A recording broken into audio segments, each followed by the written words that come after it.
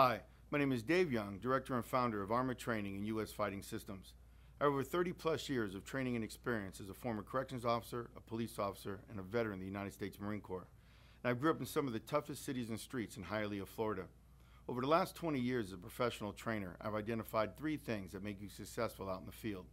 Number 1 is training. Going through the motions, practicing. Perfect practice makes perfect. Taking that training environment out to the range and real-world encounters to make sure that when you're ready to perform, it could cost you your life, so it's worth the time, energy, and effort to concentrate on training. But next is just as important. We're talking about gear and equipment. Without the right gear and equipment, I've seen some of the best successful missions all over the world fail. And I think that if you take the time to decide what you're going to use and when you're going to use it, you'll have a better outcome and a result. And last, we're going to talk about number 3 is confidence. Confidence in not only what you will do and won't do in a physical encounter, but confidence in the gear and the equipment that you go out and purchase. I'd like to introduce you to the new Reflex holster by Uncle Mike's. It utilizes a unique integrative retention technology, or what I refer to as the IRT. Now, if you look very closely at this holster, it's going to allow you to do 3 things when it comes to accessing, drawing, and engaging a threat and returning it back to the holster. In fact, when you first grip your firearm and grab it, and you squeeze the handle of the firearm, it's going to bring the firearm closer to your body, which is going to allow you to defeat or deactivate the IRT. If you look very carefully on the side here, it allows the user to grab the firearm and keeping the finger outside of the trigger guard. So that means when the weapon does break the confineries of the holster, the index finger is not going to get intruded by going into the trigger and having an accidental discharge like we've seen from other holsters in the past. The human being acts in 2 different types of nervous systems. We have the parasympathetic nervous system and the sympathetic nervous system. The parasympathetic nervous system is going to be in times of when you have no threat to your life, sitting in your car, sitting at home, eating lunch on a park bench, standing in line at the grocery store. You're going to be in a very relaxed mode where you're not worrying about having to jump or defend for your own life. But then when you hear those gunshots or you're physically threatened, and we go from the flight to the fight concept, then you work in what we call our sympathetic nervous system. That's when you're going to be having to really defend your life where your mistakes could be very costly. You know, we gave the name of the holster Reflex because it's based off of a whole reflexology. You're going to be acting in the midbrain under stress where all gross motor skills take over. So we want to make sure that you don't have a problem getting that weapon out when your life depends on it the most.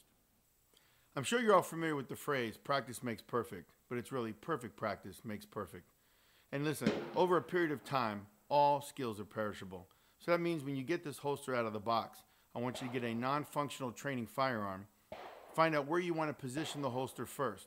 Some people like it over the front pocket, over the rear pocket, but wherever you happen to grab it and position it, make sure that your brain is going to learn where it is so you can access it and secure it back inside the holster without having to look at it and take too much time away from it. Now, when you do these drawing drills, make sure you're using a safe weapon and you're pointing the muzzle in a safe direction. So please try to always honor the laser rule. Don't point the weapon at something that you're not ready to shoot.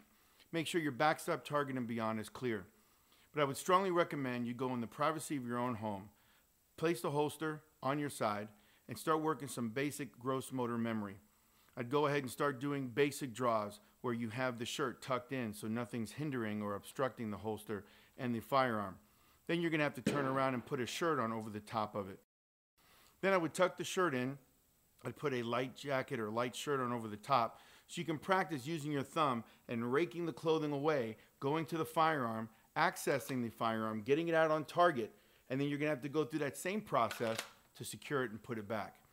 Listen, if you want it to be in long-term memory, you're going to have to build muscle memory. You know, then I would actually tuck in my shirt, put a heavier jacket on, where maybe you might want to use some cold weather gloves or driving gloves. Remember, all these things are going to hinder your ability to access your firearm, manipulate your firearm from the holster, present it onto the target, and then secure it safely. Make sure your clothing doesn't bind up or your shirt doesn't stop you from putting the firearm back inside the holster. Then you're going to want to come out to the range and do some live firing exercises. And again, make sure you're wearing all the proper safety equipment, make sure you got a hat or a cover on, and make sure you have a range safety officer present when you practice these drills.